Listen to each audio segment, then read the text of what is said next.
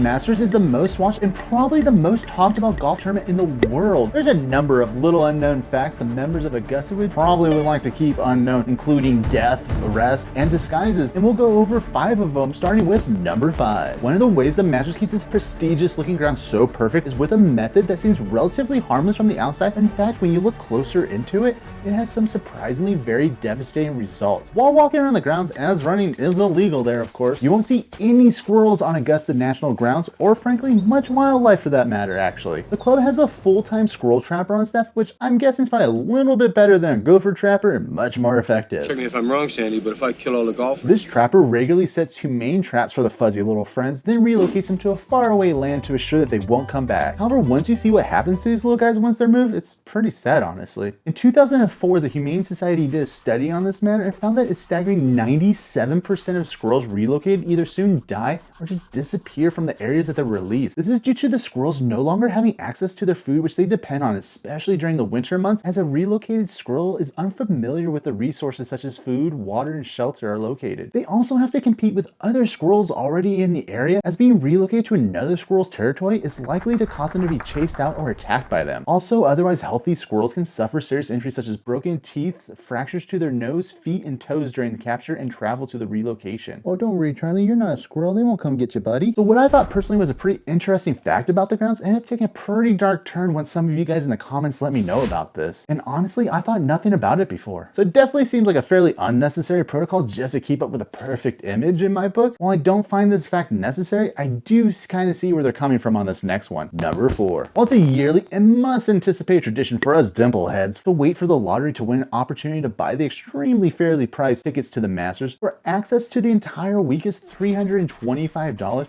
when you compare that to the general admission for the week at the Waste Management, it was $850 this year. You could end up in the clink for selling them though, and trust me, I'm sure once you've seen the surrounding areas of Augusta, you don't particularly want to stay the weekend locked up there. The club has been able to implement a law with the government officials to make sure that scalping tickets within 2,700 feet of the gates leads to an arrest. As in 2004, a total of 24 people were arrested.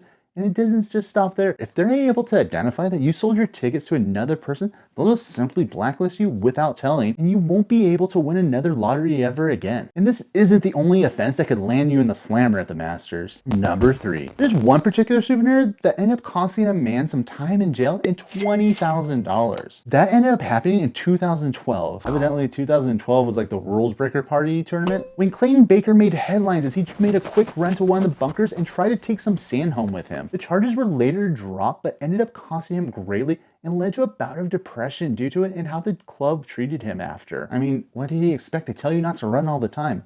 What do you think was going to happen? However, the Masters knows exactly what happens when they do this next fact. Number 2. While the Masters does some sneaky little tricks to its course to make it play a little bit tougher, such as the fairway grass is mown back towards the tee box so that when the ball lands, it digs into it and prevents it from rolling out farther. And the trees are cut so that they lean in towards to make the hole look even narrower. But they also do some tricks to make it look and sound better on TV as well. While it's regularly argued on the internet, and I'm sure the comments, Masters does paint its grass green where there's any small patches of brown grass to help disguise it. As you can see by this winter photo of the grounds, it's not always so green. They also dye the ponds blue as discovered by Golf Digest when they tested some water and found food coloring in it. Also, as we said in the first fact, there isn't much to somehow no wildlife on the course, so people regularly talk about just how calm, still, and quiet the grounds can be. And it's considered that CBS pipes in some bird noises just for us at home. But while watching at home, Augusta National seems like some prestigious luxury faraway land, but it could have just as well been built in your very own backyard. Number 1. While the Masters is known for their crazy rules and aristocratic ways, just across the street from Magnolia Lane, you'll find some of the most common town amenities such as an Olive Garden, Arby's, Kroger's,